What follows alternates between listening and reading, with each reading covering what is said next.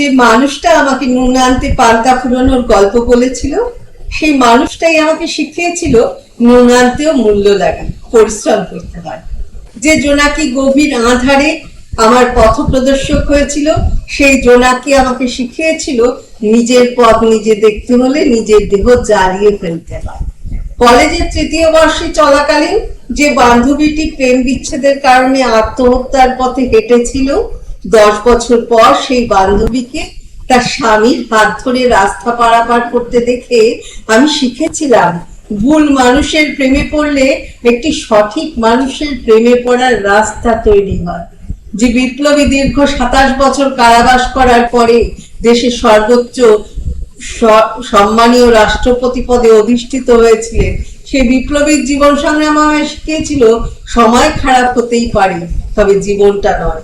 আর এই সব থেকে আমি এইটুকু শিক্ষা খুব ভালো করেই পেয়েছি যে পরিশ্রম, ধৈর্য, বিশ্বাস, গ্রহণযোগ্যতা একান্তই নিজের জন্য, নিজের কাছে থাকাটা খুব জরুরি। কোনো কিছু শেষ হয় নতুন কিছু শুরু হওয়ার জন্য, বিসর্জন না হলে আগমনই আসে না। এটা প্রকৃতির নিয়ম, এটাই জীবন চক্র। মেনে নাও, মনে নিও না, তবেই ভালো থাকবে।